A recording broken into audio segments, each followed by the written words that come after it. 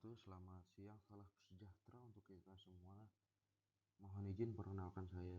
Mohon izin Bapak dosen, Bapak Catur Nugroho Eskom, Mkom. Mohon izin perkenalkan saya Fadil Muhammad Antra. Di sini saya akan menyampaikan sebuah studi kasus tentang pencegahan dan cara mengatasi keamanan data dan informasi di instansi keuangan.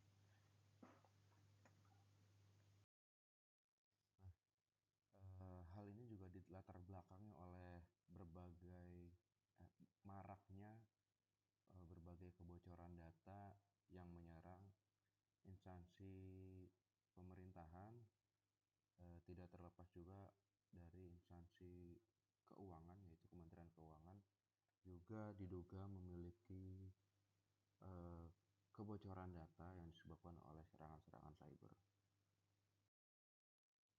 Nah, pada Kementerian Keuangan sendiri itu memiliki banyak informasi yang sangat sensitif. Sebagai pengelola fiskal dan bendahara negara, pastinya memiliki banyak data-data yang sangat sensitif terkait fiskal, keuangan, atau bahkan informasi untuk internal ataupun pegawai bagi Kementerian Keuangan. Kemudian dalam data keuangan negara itu memiliki informasi APBN, realisasi anggaran, kemudian data perbendaharaan, serta laporan keuangan pemerintah. Nah, dalam hal sebagai pengelola fiskal, Kementerian Keuangan itu terdapat banyak informasi sensitif, salah satunya adalah identitas wajib pajak, data SPT, pelaporan pajak, di mana di dalamnya itu terkandung berbagai macam informasi yang bersifat rahasia dan sensitif terkait keuangan entitas atau pribadi. Kemudian transaksi perpajakan, data kepatuhan dan pemberian pajak. Nah, ini yang tadi saya sebutkan adalah salah satunya dokumen dan data internal. Jadi ini salah satu yang semuanya sangat fatal. Maksudnya semuanya sangat vital. Tapi ini bisa mengandung kebijakan ekonomi ataupun kebijakan fiskal yang akan diterapkan oleh pemerintah dalam menanggapi atau dalam melaksanakan kebijakan politiknya. Kemudian ada rencana strategis, data pegawai. Nah, ini juga termasuk data yang penting, yaitu data makroekonomi, analisis kebijakan, informasi riset. Nah, ini sangat penting semua data ini. Kemudian ada sistem dan infrastruktur IT. Dari berbagai macam serangan cyber, di sini saya mengangkat isu dari phishing attack, karena phishing attack itu bukan menyerang dari sebuah sistem, tapi dia memanfaatkan kelengahan manusia yang termasuk dalam sistem tersebut. Di sini ada berbagai teorinya. Nah, ini yang dapat kita lihat sendiri, ini adalah contoh-contoh phishing. Dia biasanya mengandung pesan sensasional, entah Anda mendapatkan sesuatu yang gratis atau mendapatkan hadiah secara tiba-tiba. Jadi dari sesuatu yang informasi yang sensasional itu diusahakan oleh pihak penyebar phishing attack ini agar targetnya dapat membuka link tersebut. Nah, ini ada social engineering, jadi teknik memanipulasi psikologis, yang memanfaatkan kepercayaan manusia. Ini juga menciptakan rasa panik, urgensi, atau misalnya apabila tidak diklaim hari ini hadiahnya akan hangus, misalnya gitu. Kemudian ada human factor. Nah, manusia itu sering menjadi titik lemah dalam keamanan informasi. Jadi masih banyak kesalahan dari pengguna yang bisa menyebabkan terjadinya kebocoran informasi. Jadi sumber infiltrasi. Jadi kesalahan pengguna, kurang kesadaran, minimnya pelatihan. Itu salah satu faktor keberhasilan. Apa yang diincar oleh pelaku pelaku phishing, mulai dari kata sandi, data keuangan, data pribadi, uang, ataupun mungkin bisa mendapatkan akses ya melalui infiltrasi atas data yang atas link ataupun tautan yang diklik tadi.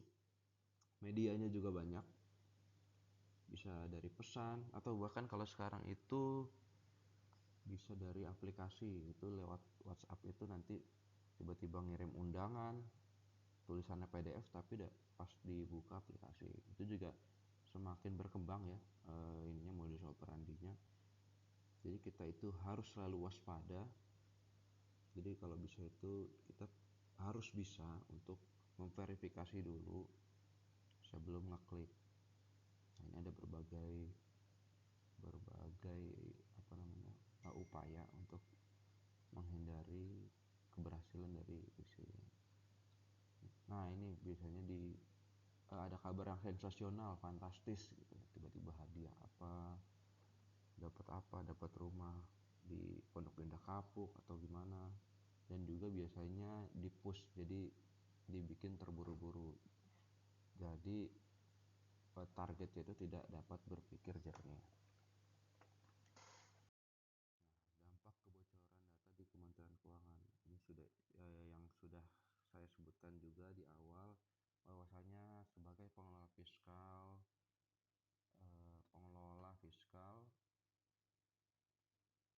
serta bendahara keuangan negara dan juga sebagai sebuah kementerian memiliki analisa, proyeksi ataupun rencana strategis untuk menetapkan sebuah kebijakan, ini sangat berbahaya. Nah, dampaknya apabila tidak ditangani, jadi ada dampak operasional, gangguan layanan perpajakan dan penerimaan negara. Nah, misalnya apabila terjadi sebuah serangan gitu yang menyebabkan entah kebocoran data ataupun kalaupun yang bersifat operasional gitu, itu kan butuh pemulihan. Nah, pemulihan itu butuh waktu. Nah, sedangkan kita di Indonesia ini pelayanan pajak atau bea cukai atau yang lainnya itu berjalan terus menerus.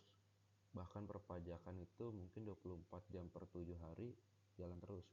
Nah, apabila terdapat gangguan dari serangan cyber ini yang membutuhkan waktu untuk pemulihan, ini sangat mengganggu layanan perpajakan dan penerimaan negara. Di sisi lain, selain gangguan tersebut, dalam proses pemulihan itu memiliki dampak finansial juga, serta dampak reputasi. Dampak reputasi apa? Jadi masyarakat itu timbulnya perspektif negatif di mata masyarakat, bahwasanya was-was nih masyarakat datanya bocor. Nah, itu juga memiliki dampak skala nasional. Nah, dikhawatirkan dapat dimanfaatkan oleh pihak yang tidak bertanggung jawab. Upaya pencegahannya, tadi kan kalau terkait phishing ini, salah satu yang paling penting adalah peningkatan security awareness. Apa itu? Jadi karena teori human factor itu adalah memanfaatkan manusia sebagai celah gitu ya untuk celah keamanan sebuah sistem. Jadi kita harus meningkatkan kepedulian ataupun awareness itu untuk tiap-tiap anggota dari sebuah organisasi. Nah, misalnya pada Kementerian Keuangan itu selalu rutin menyampaikan bahwasanya ada updating terkait ada serangan-serangan diduga phishing yang mengatasnamakan fungsi-fungsi Kementerian Keuangan, misalnya ada di Biro SDM ataupun aktivasi pajak, yang disinyalir bahwa email tersebut adalah upaya phishing. Juga Kementerian Keuangan selalu meningkatkan awareness gitu ya untuk para pegawainya, karena penting bagi sebuah organisasi untuk meningkatkan kepedulian bahwasannya serangan-serangan cyber itu selalu bertumbuh dan berkembang dan bervariatif. Jadi harus tetap diingatkan lah kepada pegawai ataupun anggota-anggotanya. Nah, ini yang tadi kita bilang. Jadi keamanan informasi itu bukan hanya tanggung jawab dari tim IT ataupun tim cyber security, tapi merupakan seluruh lapisan dari masyarakat, anggota ataupun pegawai atas organisasi. Nah, di sini kita harus melakukan pembaruan password secara berkala, meningkatkan security awareness, kemudian tidak asal mengakses tautan, dan juga membatasi penggunaan media penyimpanan serta menggunakan jaringan internet resmi dan terverifikasi. Dan juga tidak lupa kita melaporkan apabila ada indikasi serangan cyber ataupun kebocoran ke pihak terkait. Dalam hal ini mungkin bisa ke bagian IT ataupun cyber. Nah, ini salah satu upaya juga. Jadi Kementerian Keuangan memiliki tim untuk selalu mengingatkan berbagai modus-modus terbaru ataupun modus lama dengan cara gaya baru, ya, untuk selalu melindungi data-data Kementerian Keuangan. Kenapa harus aware? Nah, ini yang pertama adalah ancaman cyber terus berkembang, semakin bervariatif, semakin berbahaya. Kemudian seperti yang tadi sudah kita sebutkan, bahwasanya Kementerian Keuangan memiliki banyak sekali data sensitif rahasia untuk seluruh transaksi perpajakan ataupun APBN dan se-Indonesia. Kemudian yang ketiga, kemajuan teknologi meningkatkan peluangnya terjadi yang cybercrime. Nah, seiring kemajuan teknologi itu kita tidak hanya mendapatkan manfaat, tapi juga mendapatkan uh, tantangan, yaitu semakin canggihnya juga ancaman cyber. Nah, kemudian operasional Kementerian Keuangan sangat bergantung pada sistem TIK. Kemudian faktor manusia masih menjadi titik lemah keamanan informasi. Nah, ini sejalan dengan teori social engineering, teori human factor. Kemudian yang terakhir adalah masih terdapat sistem yang memerlukan peningkatan standar keamanan. Izin Bapak, sekian yang dapat kami sampaikan. Atas kesalahan mohon maaf. Terima kasih.